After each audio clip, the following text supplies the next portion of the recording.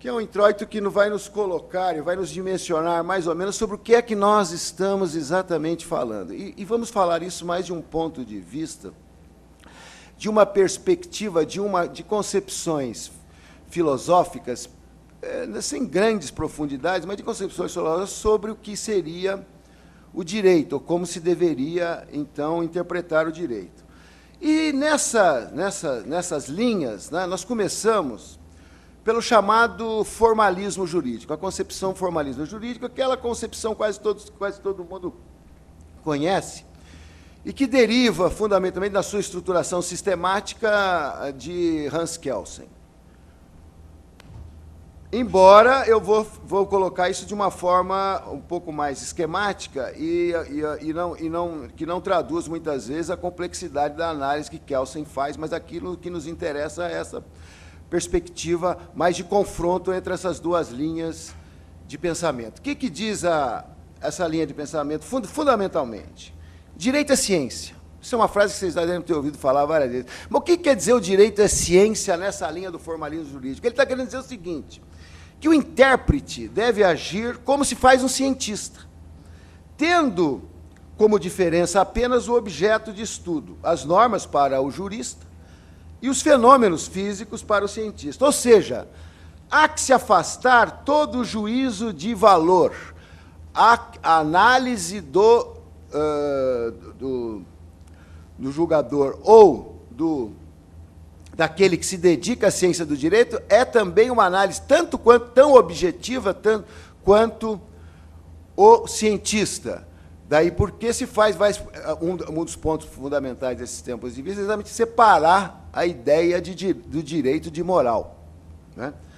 Não que, deixemos claro, não que não exista interferência evidente, que os conteúdos das normas jurídicas não tenham uma relevância moral ou não traduzam concepções morais, sem dúvida. Mas, uma vez que eles a traduzem, eles passam a assumir uma postura eminentemente jurídica, ou seja, não existe uma tutela supramoral da lei positiva. Né? Então, ele diz, essa ideia assim, todos os materiais disponíveis da ciência jurídica, da mesma forma que para os cientistas os materiais estão nos laboratórios, a vida, os materiais da ciência jurídica estão impressos nos códigos, está nos livros de doutrina e está nos precedentes da jurisprudência.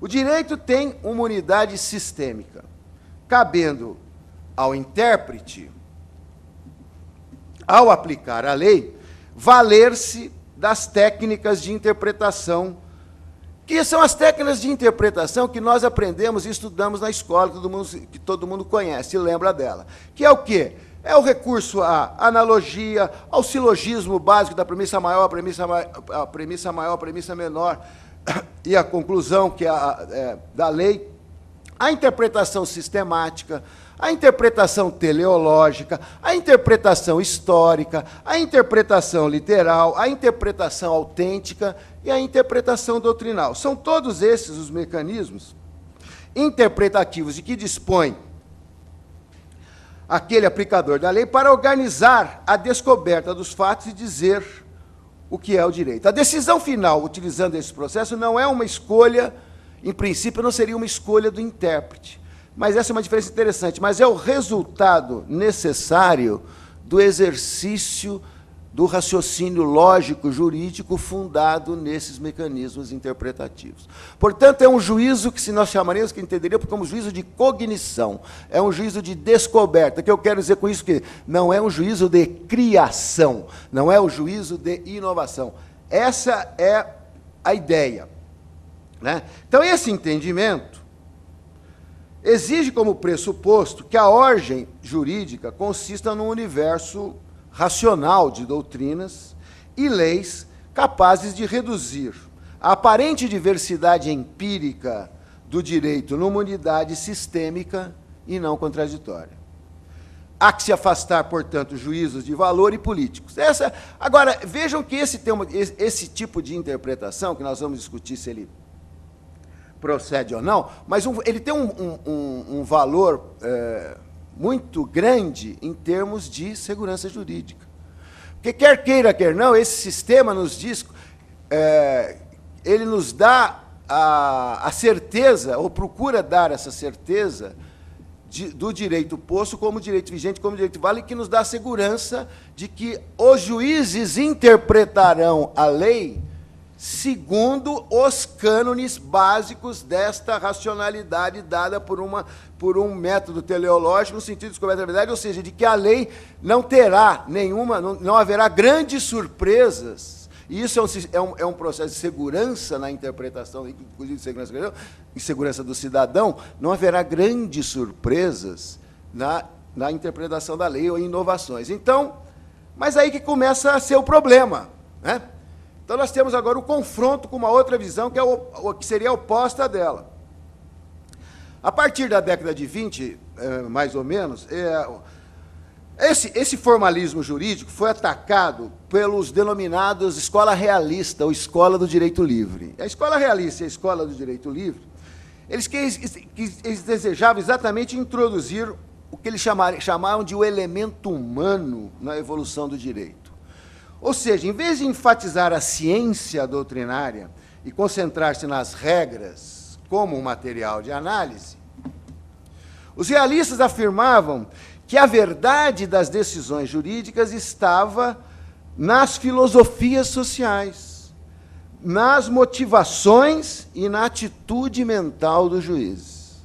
Os juízes não podem se mostrar cegos à realidade social do direito. E mesmo que em suas decisões não se refiram especificamente a considerações dos efeitos sociais das suas decisões, eles sempre devem estar, essas questões sempre devem estar presentes como pano de fundo justificador das decisões. A decisão judicial constitui, assim, um exercício essencialmente criativo, essencialmente vinculado a valores morais e políticos.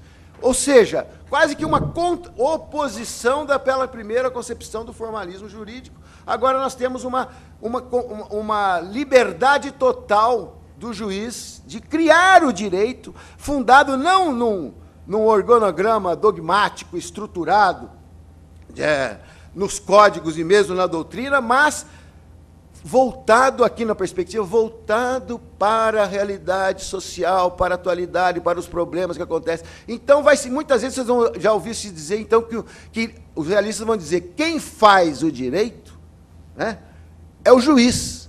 O direito é aquilo que não é, o direito não é o que está no código, o direito é aquilo que resulta das decisões dos tribunais. Então, eles vão fazer, mas na conotação, na ideia de que eles querem introduzir é dar essa dinâmica ao direito, no sentido de que o direito não é algo que não é uma ciência da forma que nós tínhamos colocado, que os juízos de valor são fundamentais, e os juízos de valores são mais do que fundamentais, passam a ser essenciais na solução e na aplicação do direito, e não propriamente aquele corpo doutrinal de descoberta científica que nós acabamos de falar do formalismo jurídico.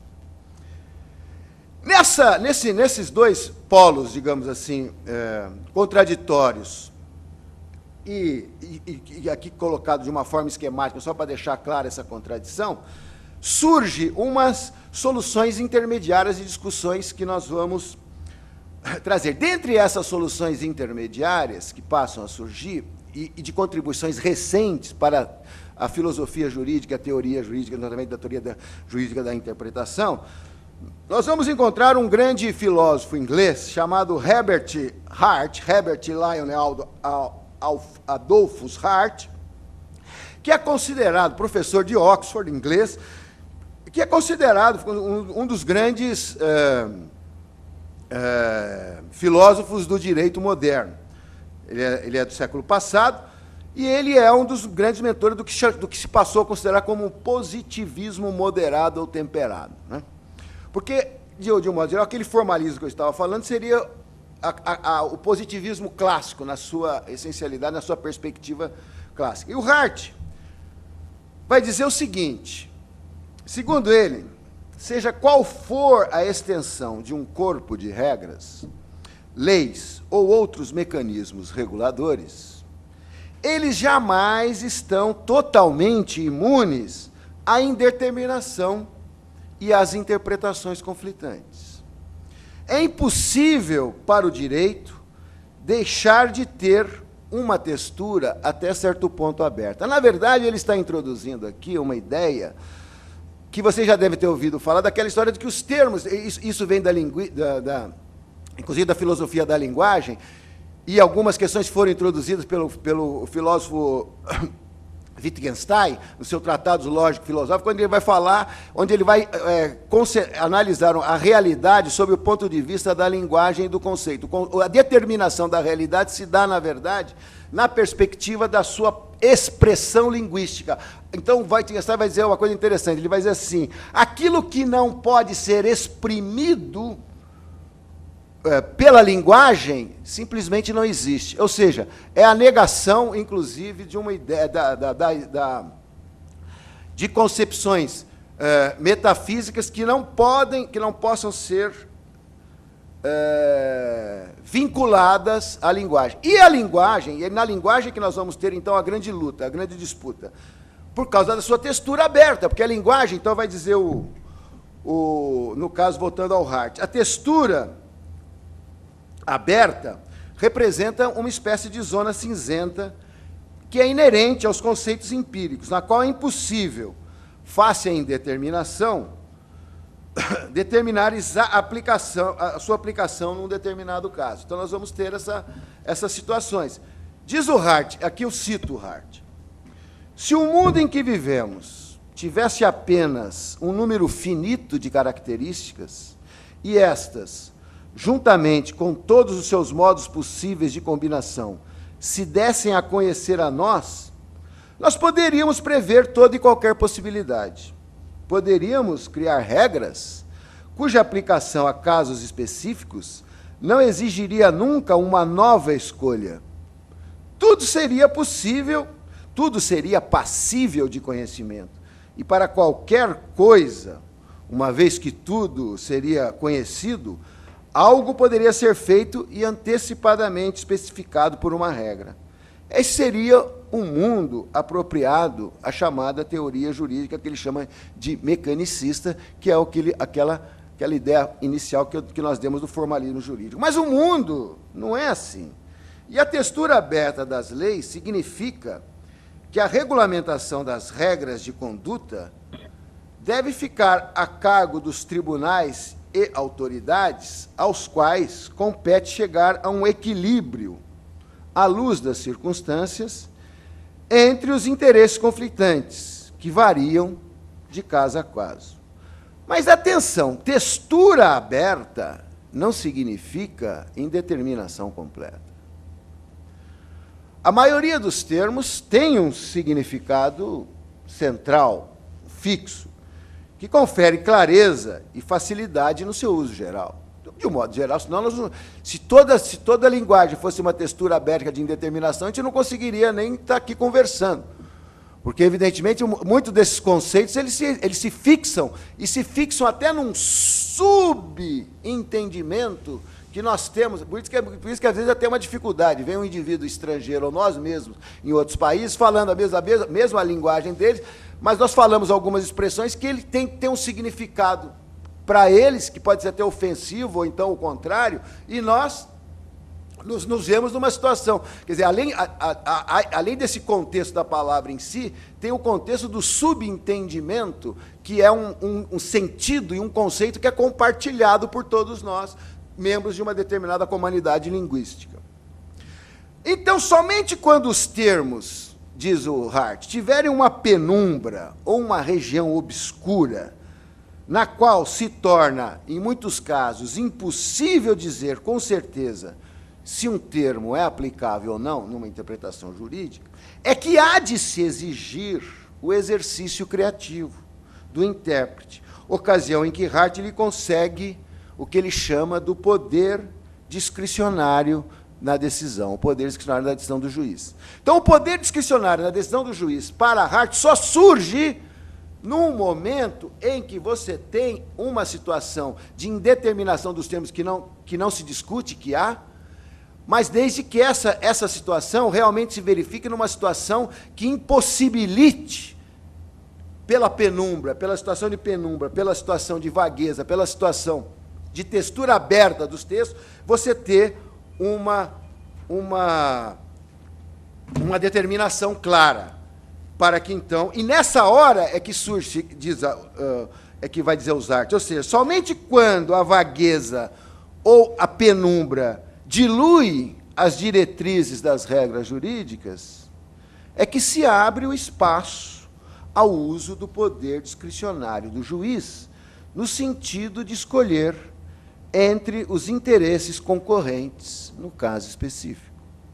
Diz ele, cito Hart, haverá pontos em que o direito existente não consegue ditar qualquer decisão que seja concreta.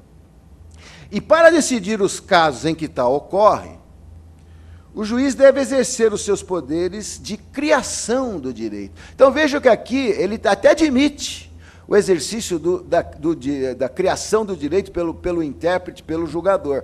Mas, diferentemente dos realistas, que entendiam como sendo a criação o momento, o exercício do poder interpretativo, o exercício da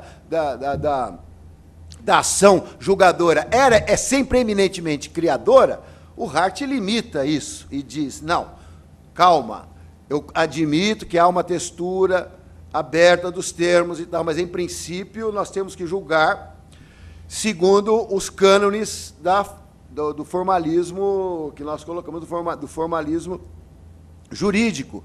Né?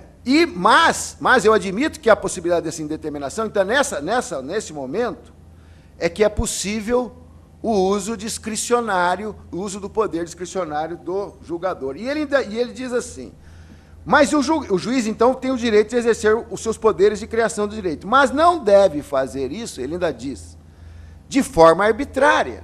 Isto é, ele deve ter sempre certas razões gerais para justificar a sua decisão. E deve agir como um legislador consciencioso,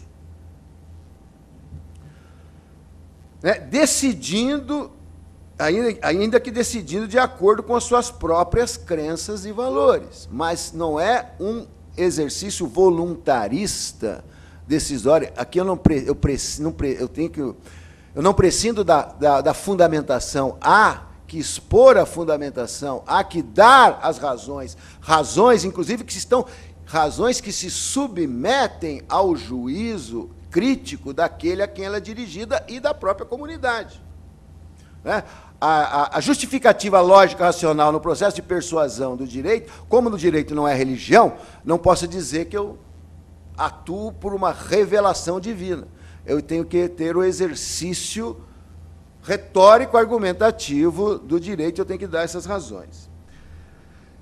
Mas aqui se estabeleceu, que aí nós vamos chegar, porque o grande inspirador, de modo, não o único, mas um dos grandes inspiradores do ativismo judicial, e nós vamos ver por quê, é um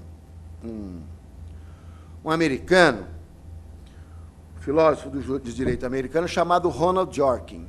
Não é o único, nos Estados Unidos, mas é um dos mais importantes. Mas nós temos também o Robert Alexis, que está muito conhecido na Alemanha. Mas eu vou me fixar no Dworkin, porque o Dworkin é que vai estabelecer aqui, inclusive é famosa, uma polêmica entre ele e o Hart.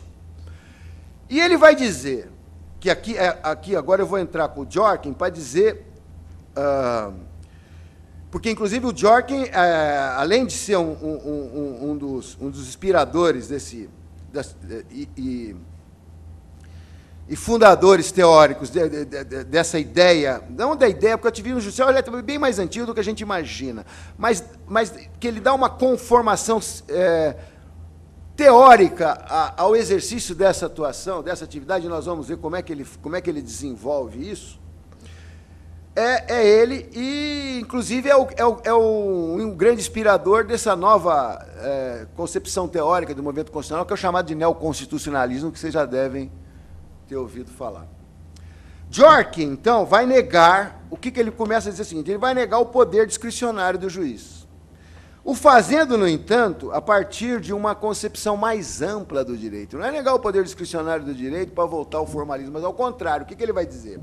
Segundo ele, a visão de Hart, segundo Bjork, a visão de Hart é fruto de uma ótica distorcida do direito, comum a todo positivista, diz ele, que é de que o direito se resume a regras jurídicas.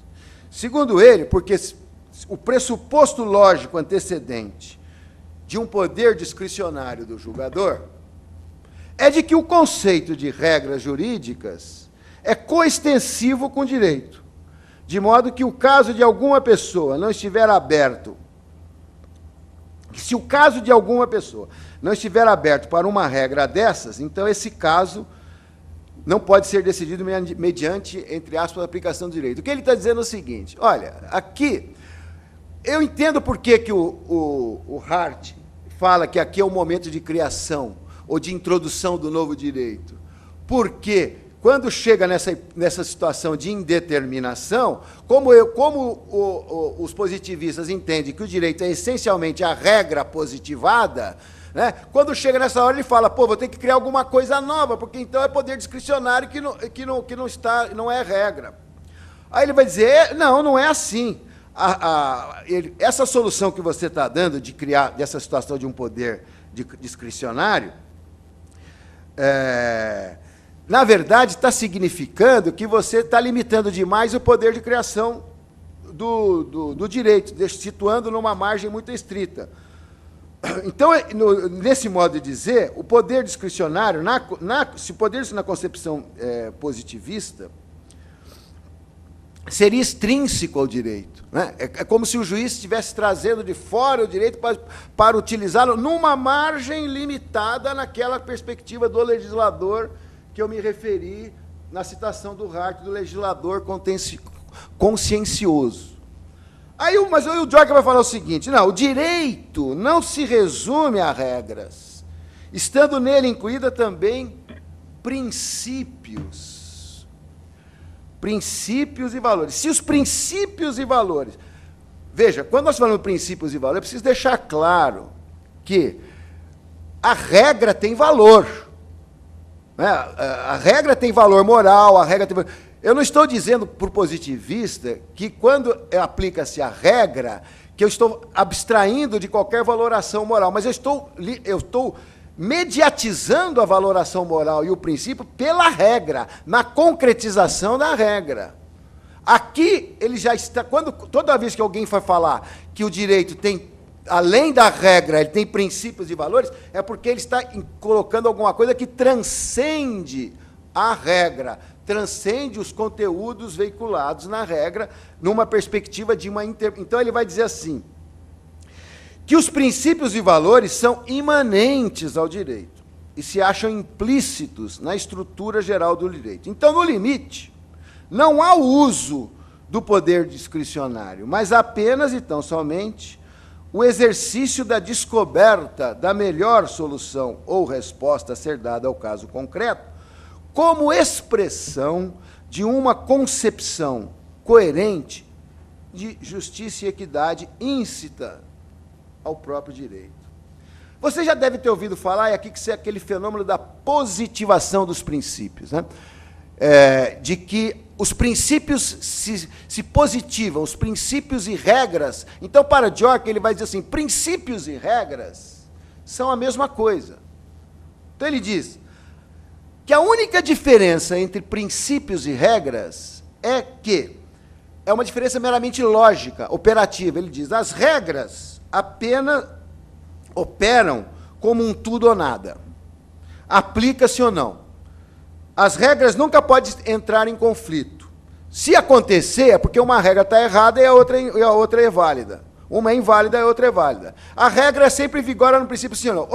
Se a regra que se aplica é A, acabou. É ela que integra e não há possibilidade de aplicação da regra B. É a regra A, ele elimina a regra B. Então, aí não há conflito. Aí ele diz, os princípios não. É só essa distinção lógica. Os princípios, porém, não operam do modo sim e não. Eles têm uma dimensão de peso. Eles podem aplicar-se em maior ou menor grau. E os princípios podem entrar em conflito, sendo que a relação entre princípios conflitantes vai depender das circunstâncias do caso concreto. E quando é que aí surge, então, um novo método de... Se eu for aplicar a concepção de Dworkin, eu necessito de um novo método de interpretação. E aí que vocês já devem ter ouvido falar, vai surgir, porque eu preciso, o intérprete vai precisar, vai ter a necessidade de avaliação de princípios. Então, eu preciso de novas técnicas de interpretação. Aquelas lá que eu falei, teleológica, sistemática, literal, histórica, não resolvem o problema. Porque se eu entendo que isso, se eu positivo os princípios, se os princípios integram o universo interpretativo jurídico essencial da mesma forma que as regras, mas se os princípios são conflitantes, como é que eu resolvo? É como se eu tivesse regras. Regras não são conflitantes, então, graças a Deus. Mas os princípios são. Eles entram em conflito. Como é que eu resolvo? Aí ele diz... surgem as técnicas que envolvem, então, outros juízes, que nós chamamos, então, vamos falar em quê? Juízos de ponderação, juízos de proporcionalidade, juízos de razoabilidade. Esses conceitos passam a entrar agora no mecanismo de interpretação jurídica. E juízos de máxima efetividade. O juiz deverá, então, avaliar a importância relativa dos princípios aplicáveis e tentar descobrir, pela via da ponderação, da proporcionalidade, da razoabilidade, qual princípio deve prevalecer. Porque a hora que eu opto por um princípio, não quer dizer que o princípio que perdeu, digamos assim, está afastado. Está negado. Não, ele está negado, eu opto pelo outro numa relação de proporcionalidade, numa relação de avaliação de ponderação de interesses. Qual que deve prevalecer e qual que é o mais importante para a resolução do caso em concreto. E o Dworkin aqui, porque isso aqui começa a ser uma coisa muito complicada para o juiz. Porque se o juiz for... E o próprio Dworkin vai admitir. Então, inclusive, ele cria um modelo de juiz, que ele chama de Hércules, não é por acaso. Né? Hércules, porque a dificuldade do juiz para resolver nessa perspectiva passa a ser muito grande. O que ele está querendo...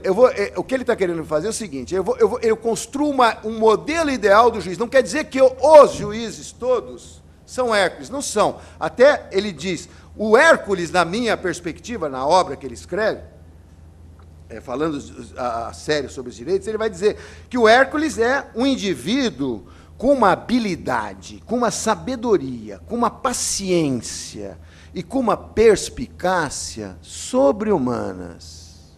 Mas, o que ele vai dizer é o seguinte, esse é um modelo. O juiz real, de carne e osso, nosso, né, não vai ter dificilmente vai ser igual ao Hércules, mas é um modelo orientador, é um modelo que, ou seja, o juiz de carne e osso deve tentar se aproximar da ideia do juiz do Hércules, que é o juiz ideal do Dworkin. E como é que o Hércules do Dworkin resolve um caso difícil? Né?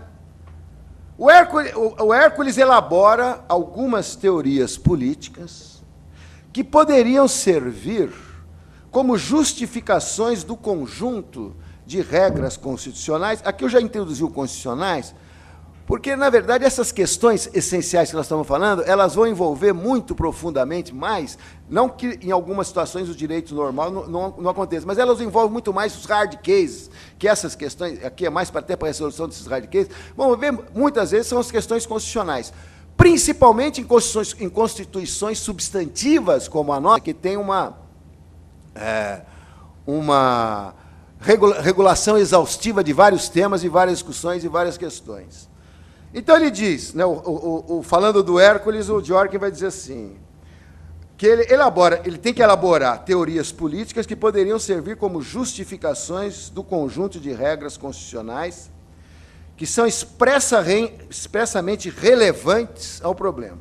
Se duas ou mais teorias parecem ajustar-se igualmente bem, e, desse modo, apontar para resultados contrastantes para o caso, Hércules deve se voltar para o conjunto remanescente de regras práticas e princípios constitucionais para criar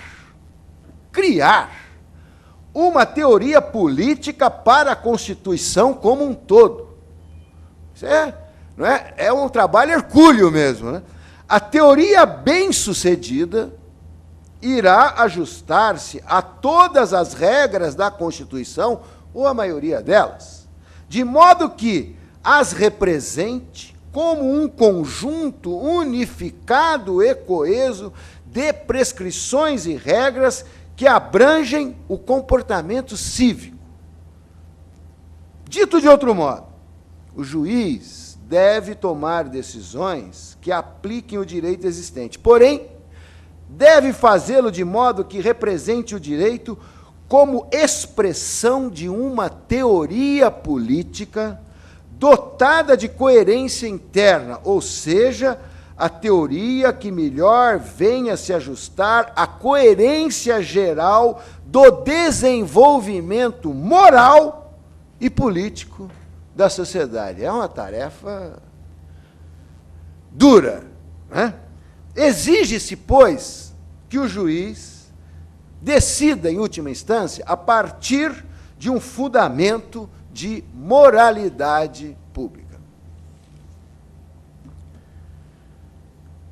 A proposta é fazer, essencialmente, uma leitura moral da Constituição. Trazer a moralidade política para o seio do direito constitucional. Essa é uma questão interessante, porque esta volta da moral, o que nós vimos, uma das grandes discussões da filosofia jurídica é essa relação entre direito e moral.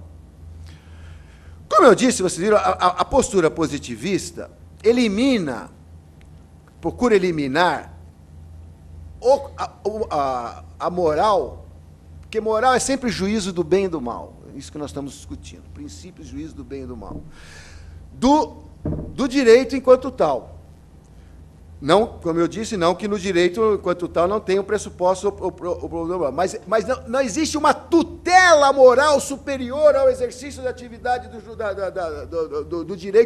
direito enquanto aplicação.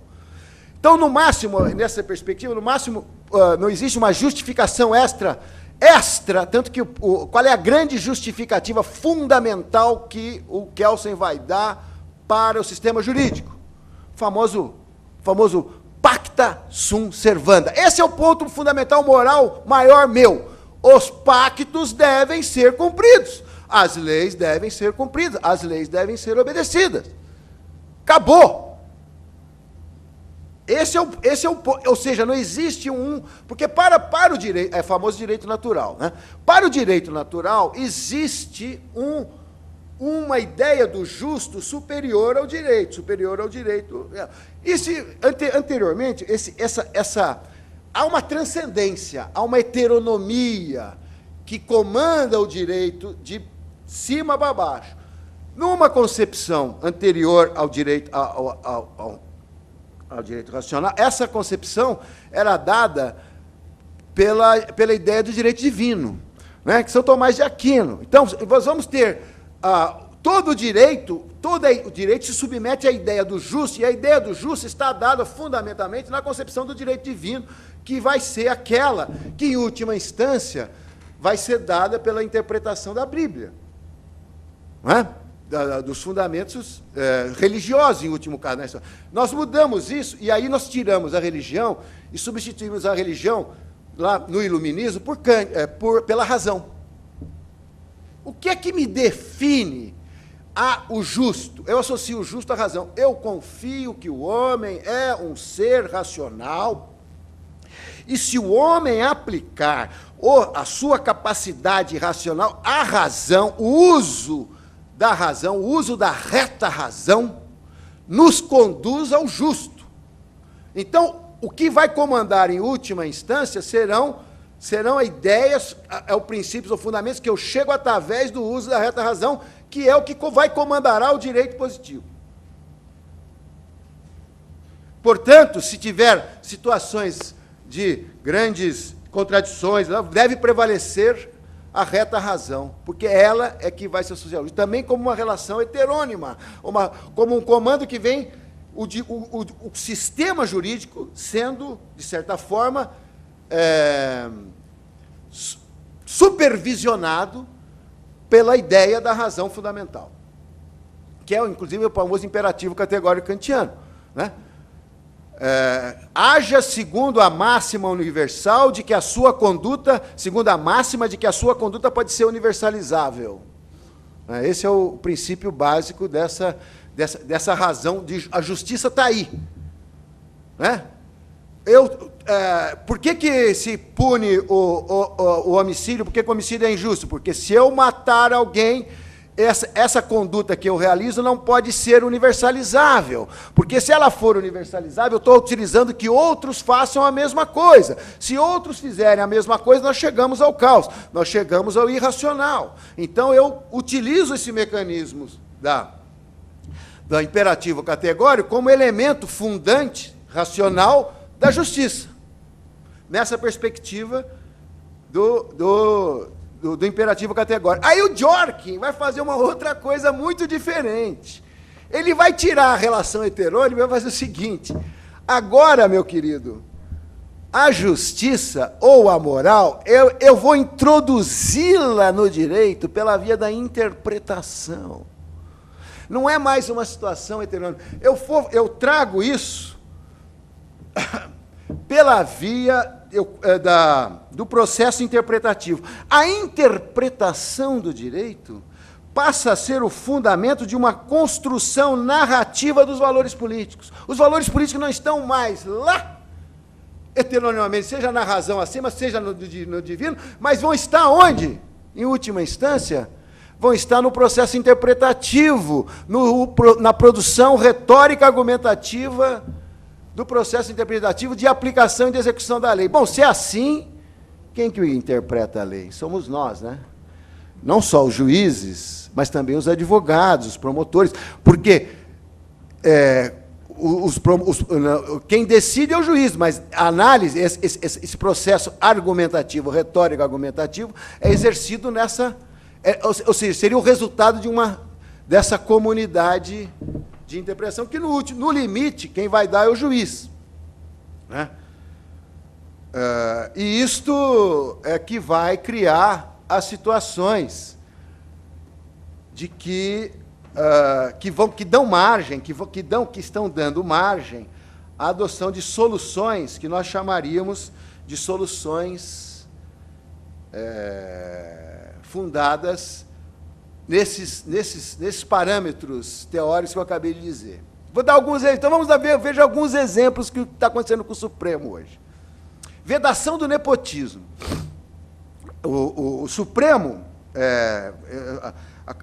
entendeu, pela constitucionalidade de uma resolução do CNJ, que proibia a nomeação de parentes de membros do Poder Judiciário até terceiro grau.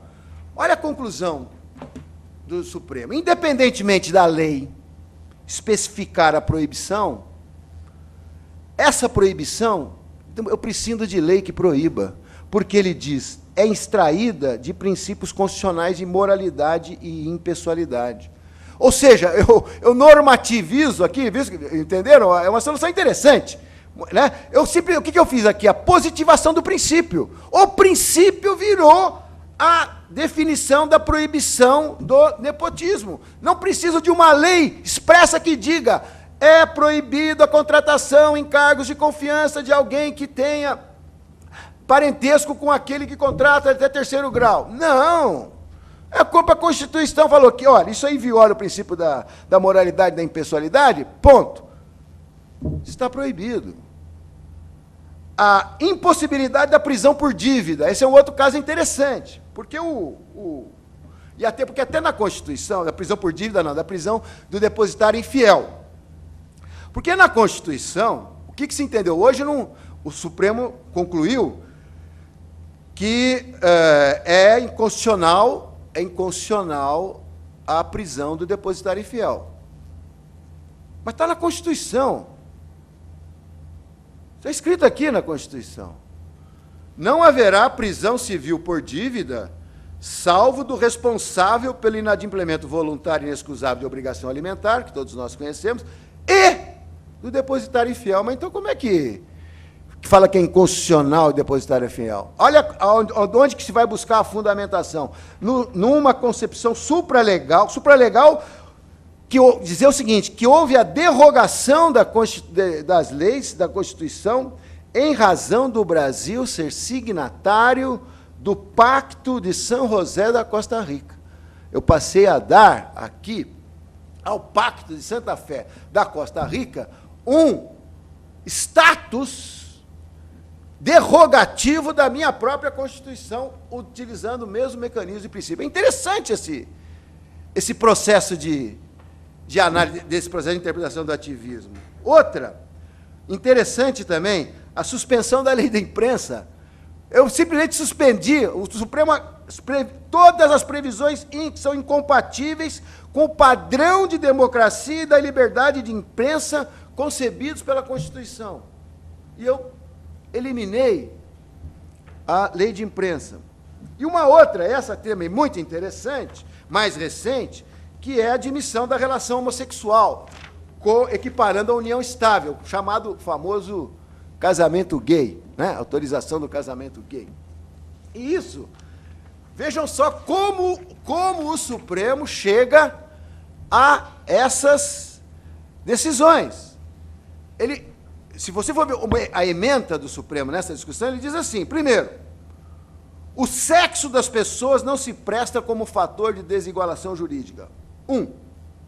Então, essa é a proibição do preconceito à luz do inciso 4º do artigo 3º da Constituição. Reconhecimento do direito à preferência sexual como direito de emanação do princípio da dignidade da pessoa humana. Direito à autoestima, ele fala direito à felicidade, direito à autoestima no mais elevado ponto da consciência do indivíduo, direito à busca da felicidade, salto normativo de proibição do preconceito para a proclamação do direito à liberdade sexual. O concreto uso da sexualidade faz parte da autonomia de vontade das pessoas. Olha a construção político-jurídica, principiológica, moral, de análise política-moral da Constituição. Aí vai chegar a dizer assim, porque núcleo familiar, vou dar a interpretação, que é o Supremo deu, é o locus institucional de concreção dos direitos fundamentais que a própria Constituição designa por intimidade e vida privada. Portanto, família não é lugar só de homem e mulher. Isonomia entre casais heteroafetivos e pares homoafetivos, que somente ganha plenitude de sentido se desembocar no igual direito subjetivo à formação de uma autonomizada família. Agora, tem que contornar uma situação. Vejam como todas construções, são todas construções feitas numa análise política, bem na visão de Dworkin, né? Bem na visão dos juízes de Hércules, né? Os nossos ministros supremos, quase todos eles, são quase todos, não, são 11 Hércules, que estão procurando dar à Constituição essa interpretação nessa linha. E até uma questão curiosa, porque veja como se muda até a questão da literalidade. O artigo 226 da Constituição, ele diz assim, a família é a base da sociedade, tem a especial proteção do Estado. Família. Aí, no seu parágrafo 3º, ele diz assim, Para efeito de proteção do Estado, é reconhecida a união estável entre homem e mulher, como entidade familiar, devendo a lei facilitar sua conversão em casamento. Poxa vida. O parágrafo 3º está falando entidade familiar entre homem e mulher, equiparando a união estável do casamento.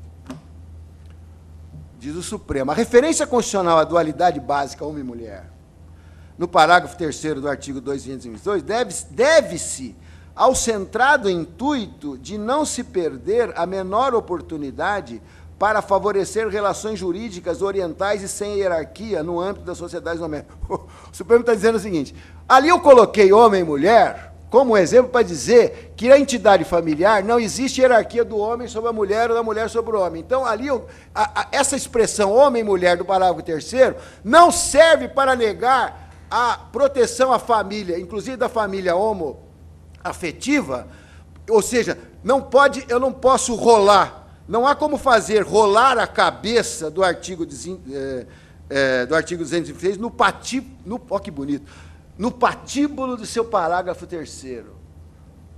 Não há como fazer rolar a cabeça do artigo 206 no patíbulo do seu parágrafo 3º. O dispositivo que, ao utilizar a terminologia entidade familiar, não pretendeu diferenciá-la de família. Inexistência de hierarquia ou diferença de qualidade jurídica entre as duas formas de constituição de um novo e autonomizado núcleo doméstico. E ele diz, a inexistência dos direitos individuais heteroafetivos, ou seja, mais ainda, os heteroafetivos não têm o direito, está dizendo, inexistência do direito dos indivíduos heteroafetivos, a sua não equiparação jurídica com os indivíduos, ou seja, os heteroafetivos não têm o direito de ser diferentes dos homoafetivos. Vejam como é interessante essas decisões supremas. E essas decisões têm sido saudadas, e a grande maioria da população tem aplaudido, e realmente merecem ser aplaudidas. Eu não estou aqui dizendo que elas estão erradas, que elas merecem ser aplaudidas, mas agora nós temos algumas questões que começam a ser complicadas. Então, essa palestra aqui teve por tema, falando em perigos, dilema e perigos do ativismo judicial. Então, agora, já que nós fizemos aqui toda essa construção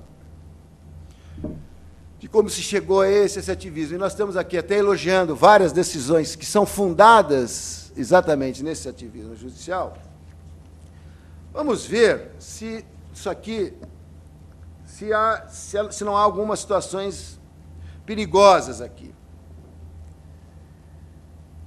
Problemas, e aqui há uma crítica interessante que vai fazer um indivíduo chamado Jeremy Waldron, é um professor neozelandês, mais jovem, nascido em 53, professor de filosofia do direito e de filosofia política e social em Oxford e na Universidade de Nova York.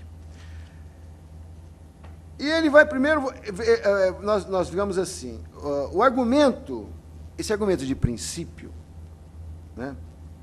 na verdade, esse que é o dado interessante que nós vemos em Dworkin, ele não se estabelece a partir de um balanceamento de interesses contrapostos, de uma tentativa de distribuição de recursos para a comunidade, nem na vontade da maioria. E o argumento de princípio estabelece tão somente a partir da consideração do indivíduo como sujeito moral. Aliás, não é por acaso que Dworkin vai dizer que o Hércules tem que ter uma absoluta integridade moral para decidir.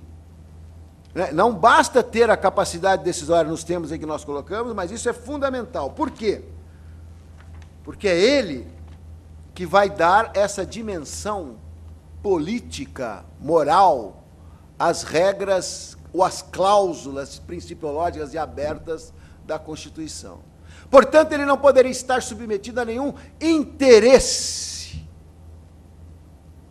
ou alguma situação de conflito aparente, sob pena de ele ter prejudicada a sua própria perspectiva de análise, porque ele tem que descobrir o elemento moral fundante, essencial, o valor essencial que está por trás da norma, ou qual é o valor essencial, fundamental, de maior relevância para a sociedade. Então, só para deixar reformulado isso, o Jorge sustenta que, em face da linguagem aberta da Constituição, é preciso reconhecer a circunstância de que não se trata de aplicar métodos lógicos ou linguísticos, mas de realizar uma leitura moral. Só estou fortalecendo uma leitura moral pelo juiz. Admitindo-a, o juiz se abre para o confronto de argumentos, ao invés de camuflar a avaliação moral que realiza, diz ele, sob uma roupagem tecnicista que não comportada pelo texto constitucional. Mas aí,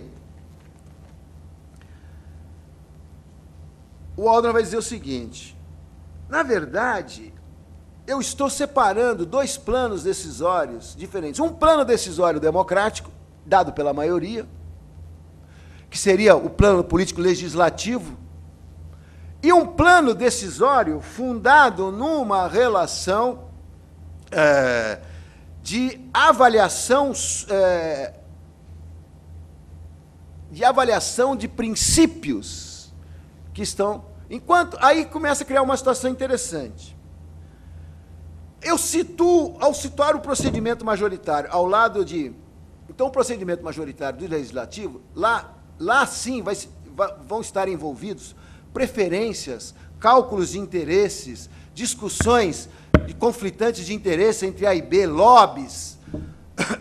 E estariam, portanto, todos esse processo de produção de uma solução legislativa ou de uma concretização, estaria submetido a todos esses conflitos de representantes, de grupos, de interesse, de partidos políticos, e tal, que isso estaria isento da Constituição, do Supremo, ou dos juízes, porque os juízes só estão preocupados com bons argumentos constitucionais. Aí, o Jorge vai dizer, esse Waldron vai fazer assim, olha, grande parte da teoria do direito toma a argumentação, então, começa a tomar a argumentação realizada no Congresso, ou no Parlamento, como explícita e despudoradamente política, em uma palavra indigna. De outro lado, há uma comum suposição de que as decisões tomadas por tribunais, não sendo diretamente políticas, podem expressar o espírito subjacente da legalidade do direito. Então ele diz, ora, aqui cito, ninguém parece ter percebido a necessidade de uma teoria ou de um tipo ideal que faça pela legislação o que o juiz modelo do Ronald Dworkin, Hércules, pretende fazer para o raciocínio adjudicatório. Adjudicatório dará a interpretação desse legal.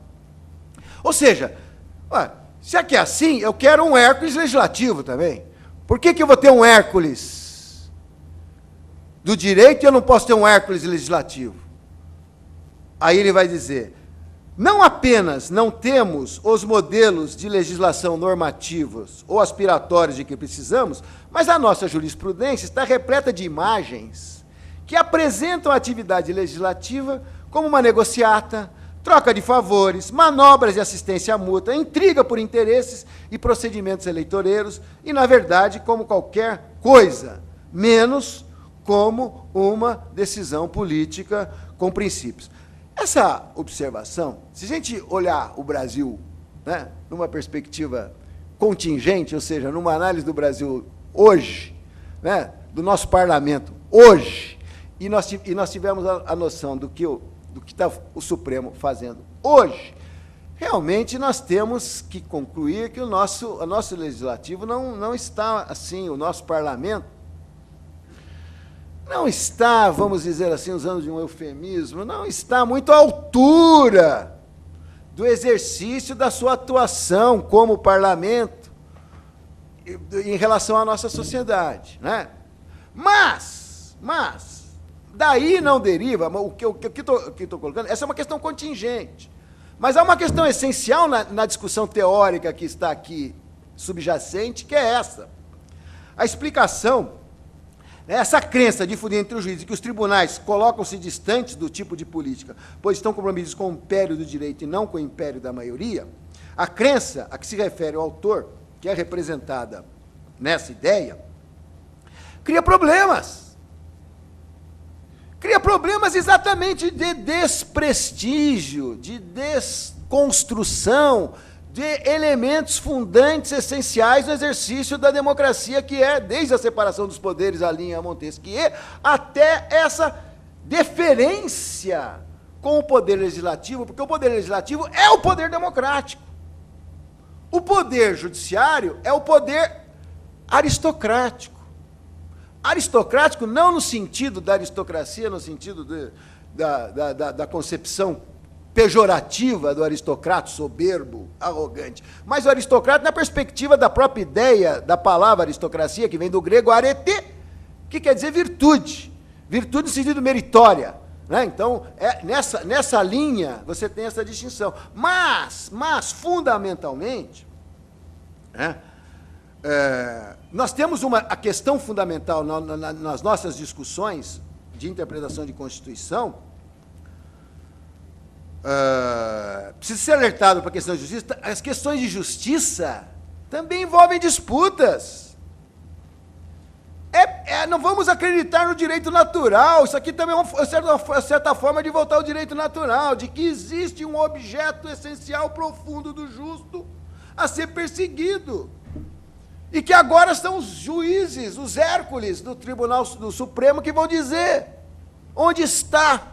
Muitas vezes estão acertando até, né? Nós temos visto que temos algumas decisões interessantes, mas nem sempre. E temos algumas decisões que são completamente que eu vou mostrar uma delas. Mas aqui, então, esse é o perigo. Ao focar, ora, então o Waldron diz o seguinte: se a gente foca as questões de justiça também envolvem disputas. Identifica o principal equívoco dessas teorias constitucionais contemporâneas a indiferença ao desacordo moral, típico das sociedades pluralistas. Ora, quem foi que disse que esse entendimento que eu acabei de dar aqui em relação à admissão da união estável homossexual é a ideia moral prevalente na nossa sociedade? Não sei se é. Podemos entender como ser mais progressista, nós aqui podemos, eu estou de acordo com ela, alguns dos senhores estão de acordo, mas quem foi que disse que ela é efetivamente a concepção que prevalece na sociedade? Veja que teve uma diferença interessante. A França fez a mesma coisa. Como é que fez a França? Fez a França por lei. Uma lei encaminhada ao Congresso, que foi aprovado. Aliás, não sei se vocês viram recentemente, isso foi aprovado recentemente. Saíram 300 mil pessoas franceses contra a lei, às ruas.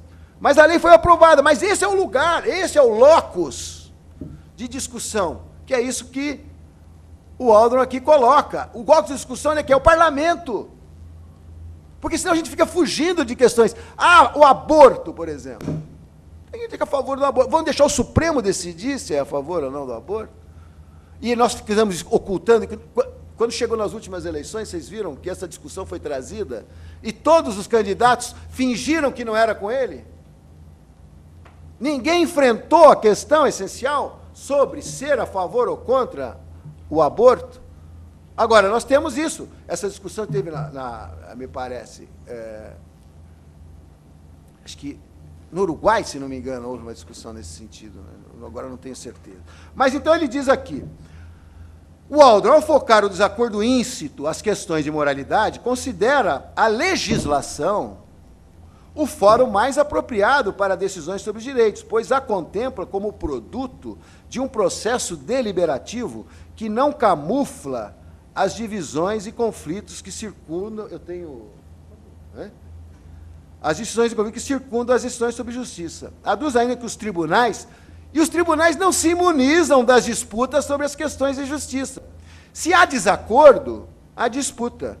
Como toda decisão colegiada, os tribunais acabam resolvendo as disputas morais pela malfadada regra da maioria. Nessa linha de raciocínio, por que a decisão majoritária de uma jurisdição constitucional deveria prevalecer sobre uma decisão majoritária do parlamento? Por que as cabeças a serem contadas seriam as de um pequeno grupo de juízes e não a dos cidadãos?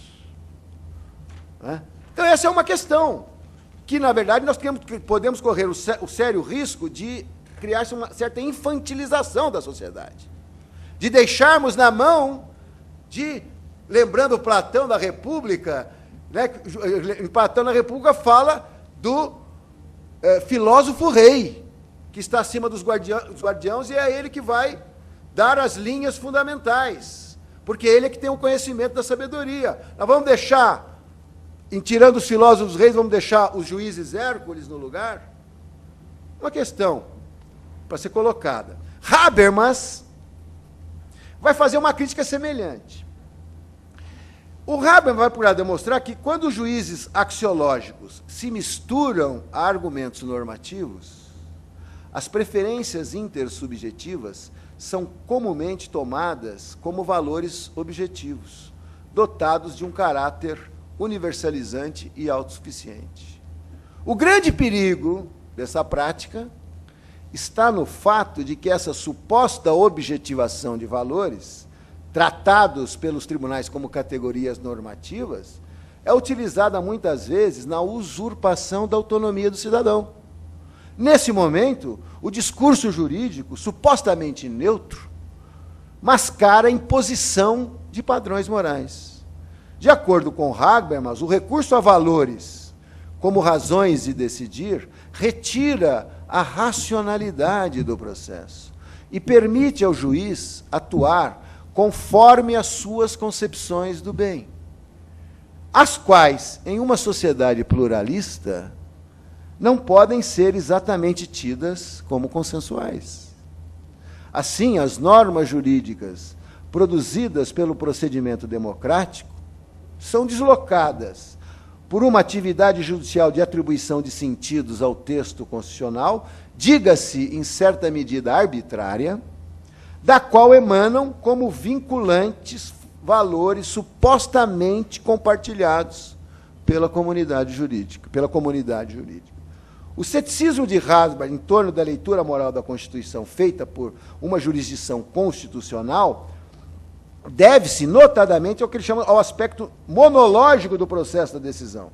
Trata-se de reduzir a moralidade política a um único ator, o juiz, que deve reunir um arsenal de virtudes inspirado no modelo ideal do juiz Hércules, o qual lhe permite um acesso privilegiado à verdade e à justiça. Então, inclusive, até o Habermas vai propor um outro mecanismo, que ele chama de um mecanismo procedimental, onde ele vai dizer que, fundamentalmente, o que é essencial ao Poder Judiciário é ser o árbitro do jogo democrático. Então, ele deve verificar se os canais de inclusão no debate público foram obstruídos, impedindo, assim, que alguns setores da sociedade contribuíssem para a formação da opinião e da vontade coletiva. Nesse modelo proposto por Habermas, é fundamental a constituição de esferas públicas, espaços em que as questões mais relevantes para a sociedade sejam amplamente debatidas. As vontades geradas comunicativamente nessas esferas devem contaminar os procedimentos legislativos, deles resultando, assim, normas que expressem o pluralismo social. Então, ele propõe a construção de um modelo de democracia em que a formação da vontade coletiva é marcada pelo aspecto dialógico e não monológico do juiz. E as regras procedimentais passam a ser exigências da racionalidade do discurso. Vejam, então, que essa é a questão, esse é o choque. E nós tivemos, assim, grandes virtudes da decisão proferida com base na utilização dessa concepção, e dessa concepção filosófica, interpretativa, que nós chamamos de ativismo judicial aqui, e os seus perigos, os seus problemas. E eu acabei de dar uma série de decisões do Supremo que foram todas no sentido que nós poderíamos qualificá-la de positivas. Mas há uma que aí nós vemos realmente, de certa forma, um certo absurdo, e o perigo, ou melhor, não vou dizer absurdo, que é uma palavra um pouco pesada, mas e eu vou terminar mostrando esse aspecto, que é uma decisão do Supremo que declarou inconstitucional a cláusula de barreira, que era a Lei 9.096 de 95. Essa lei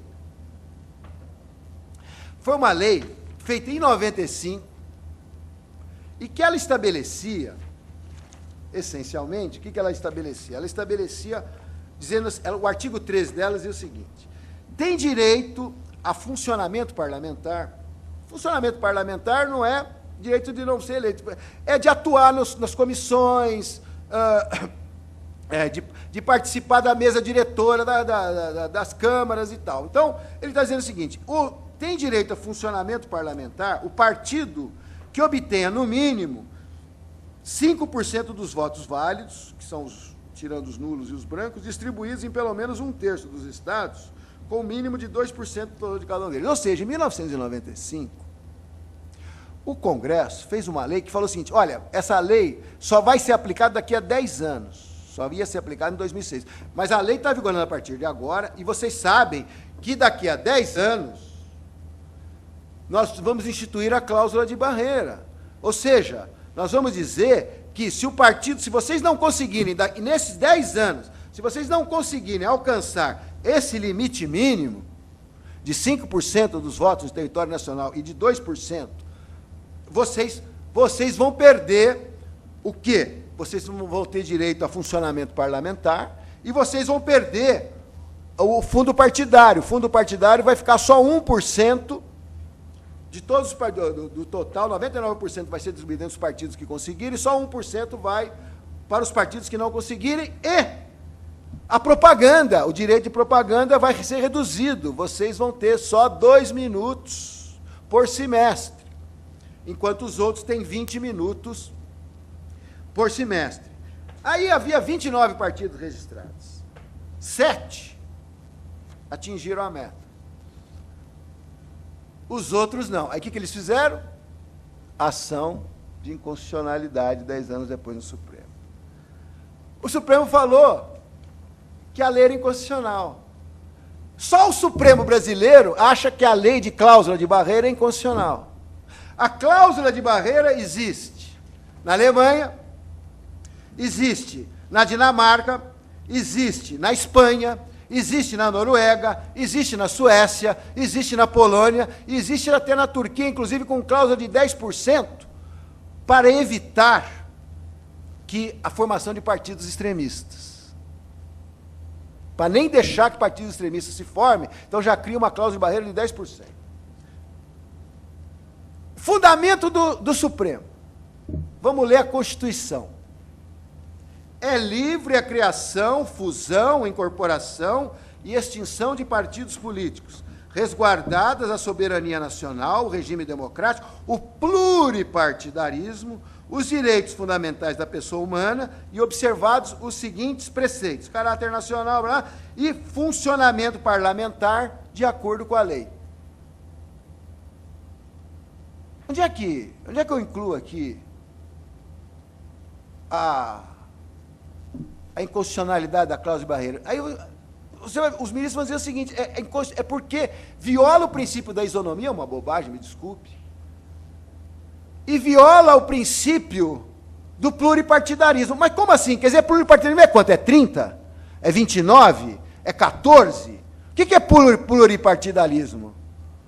E que viola o direito das minorias. Então, vejo algumas das argumentações, e foi unânime.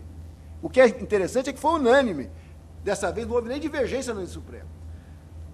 Aqui, é extravagância, diz o ministro relator, se não me engano, Marco Aurélio, interpretar os preceitos constitucionais a ponto de esvaziar-se o pluripartidarismo, cerceando por atos pobres de razoabilidade e exorbitantes em concepção de forças a atuação deste ou daquele partido. Não é. Primeiro, o que é pluripartido? Como é que isso aí viola o pluripartidarismo?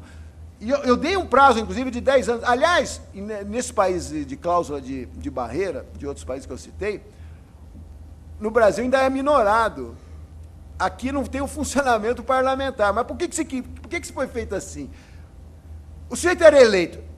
Ele foi eleito. Ele assume a cadeira. Mas o partido dele, não. O partido dele não preenche o requisito. Então ele tem que se compor.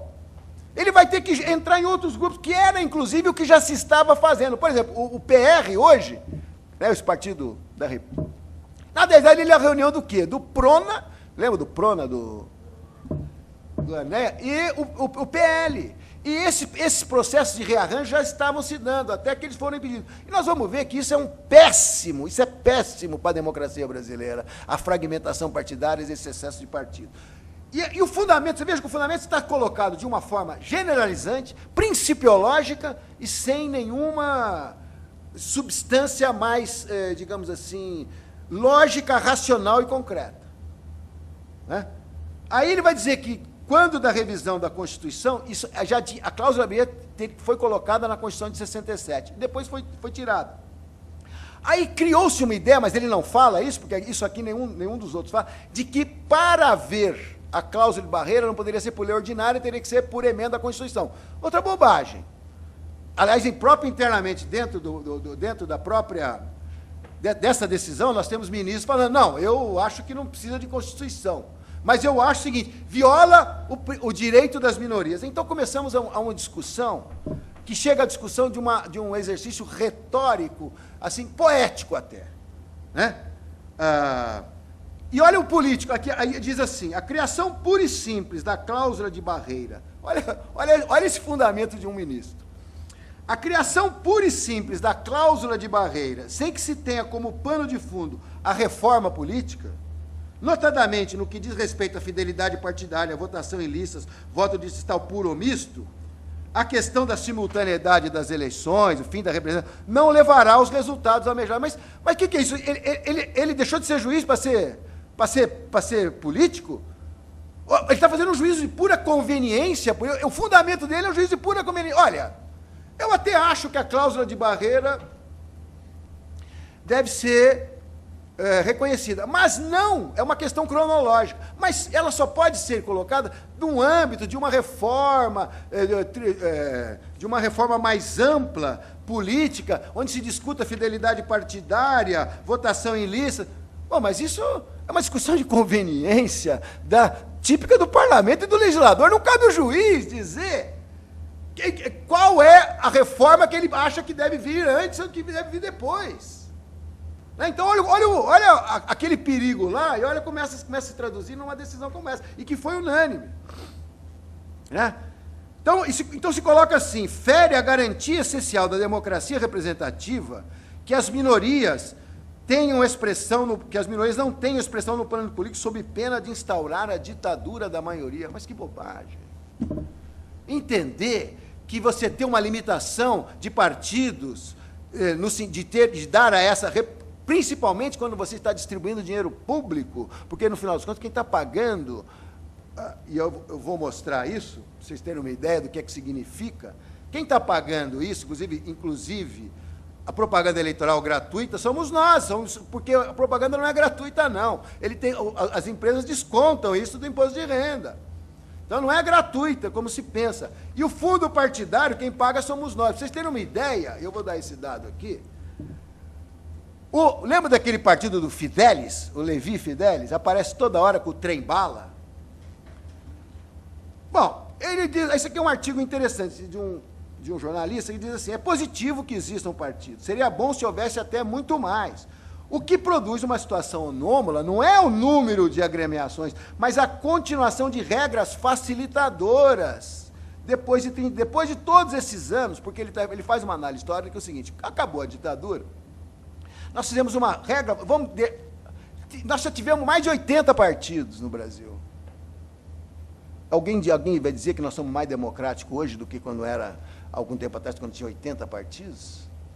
Lá respeitava mais os direitos das minorias do que está se respeitando agora com 20 e poucos partidos? Tem muita razão de ser isso daí. E ele diz assim, ó, no caso do Levi Fidelis, no caso desse partido, PRTB, pouquíssimo apoio eleitoral, e na disputa para a prefeitura, esse candidato recebeu 0,32% dos votos. No entanto, o Levi Fidelis recebeu no ano de 2012 a bagatela de R$1.261.000 de fundo partidário. Agora, vocês acham que esse dinheiro que vai para o fundo partidário do Levi Fidelis, que ele está implementando isso em defesa da minoria, em defesa de direitos, de crescimento do partido? Nós estamos jogando dinheiro fora, em situações e promovendo uma fragmentação absurda e desnecessária dentro de um contexto do regime. Essa conveniência política, essa decisão, é do Congresso, é da legislação, é do legislador ordinário. O Supremo não tem que fazer uma decisão dessa, a não ser que crie umas situações. Você veja como os fundamentos passam a ser uns fundamentos de prevalecimento do princípio do que ele acha. Inclusive, falou, puxa vida, se eu fizer isso, o Partido Verde vai estar fora. O Partido Comunista, que é um partido histórico, vai estar fora. Isso aqui está no voto do ministro. Ué, azar! O Partido Verde e o Partido Comunista se estruturem em blocos partidários. Ah, puxa vida, eu vou impedir que os verdes se manifestem. Não é nada disso. Né? Aí vem o Peluso, o outro ministro, diz assim: se o critério fosse para restringir a existência dos partidos, eu não teria dúvida em aceitá-lo. Olha o outro argumento. Se fosse para restringir a existência dos partidos, eu não teria dúvida. Mas o critério não teve essa finalidade. Ele teve a função de restringir a atuação parlamentar, decotando prerrogativas próprias do partido que a ordem jurídica reconhece como existentes e inerentes à existência. Ou seja, se fosse para matar, eu concordava. Mas como é só para ferir, aí eu não concordo. Não, ou mata, não pode ficar só ferindo. Essa é a lógica. Né? E o bonito, né?